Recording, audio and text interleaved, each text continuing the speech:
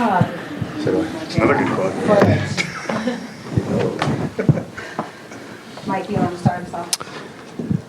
Jared, JJ, and multiple your teammates mentioned your play and kind of that of the bench is flipping this game around. And you could look to the third quarter and then kind of start of the fourth. What were you seeing from the bench group that you were on, and how did you try to lead that group? We just picked up the physicality, the intensity. We see the way the game was going, and we were just flying around, playing hard, and just bringing energy.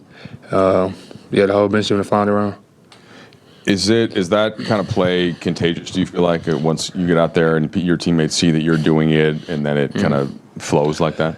For sure. I mean, it's definitely contagious. That flying around mentality. We start getting deflections because nobody wants to be that guy. So if somebody starts it off, everybody kind of feed off their energy, and like you said, it becomes contagious. Right from the start, when you got put in, you had an offensive putback. I think you ended up with 6 offensive rebounds, several steals, a block. Did you feel like you were, for lack of a better term, had some pent-up energy from the time you weren't playing, and you wanted to kind of make a statement tonight with the minutes that you got? I would say naturally, probably, just from I haven't played in a month, so naturally it was built up. But I feel like I bring that every game I play, regardless. So doesn't really matter the circumstances or the situation, but that's just what I hang my hat on, playing that way. As just an observer, I'm curious what you make of sort of Dylan Brooks and LeBron when they get on the court together.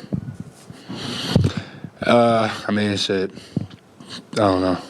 He brought his antics. Tonight it cost him. So, that's all I can say.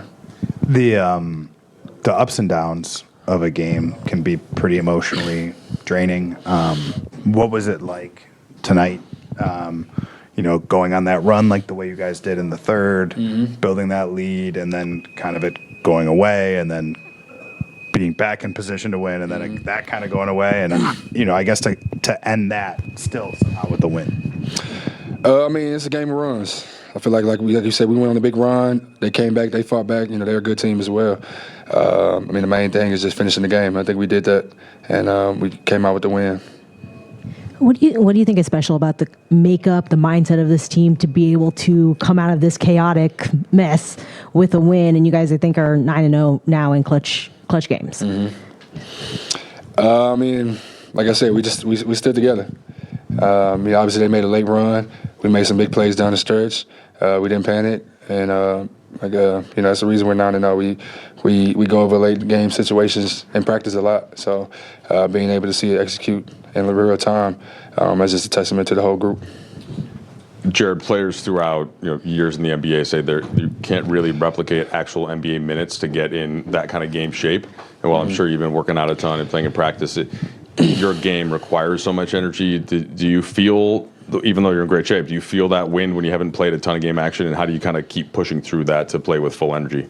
No, I felt it for sure. I was really just trying to catch that second win. I didn't know how long my stretch would be. It was a little longer than expected, but I'm not complaining about that. But like you said, you can't replicate it. Like, I've been doing my part, coming in, working out, doing what I can, but obviously don't replicate the gameplay. So it was good to get some game reps today. Last quick one for me. If you look at the lineup data, like you and Marcus playing together, and sometimes with DeAndre, are pretty big in the plus.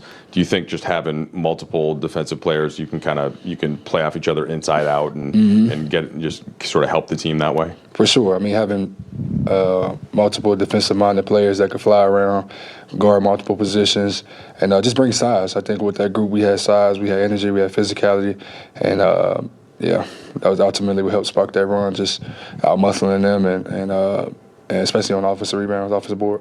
Jared, you mentioned it, like you haven't played for a month, but even in that month, like you were still an active participant in huddles and different things like that, and you've been talking to guys in the locker room we've seen. Like, why didn't you pout? Like, what was it that kept you from kind of checking out mentally during the stretch?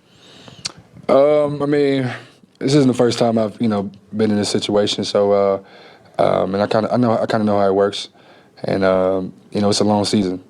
It's still early, so I know whether guys get injured or something like that, the opportunity gonna come back around, and the biggest thing is being ready for it, mentally, and obviously doing your part on the court and showing up to practice and being a good teammate, stuff like that. But yeah, my main thing was just staying ready, because I knew eventually at some point opportunity was going to come, and I wanted to be ready for it. So just staying ready.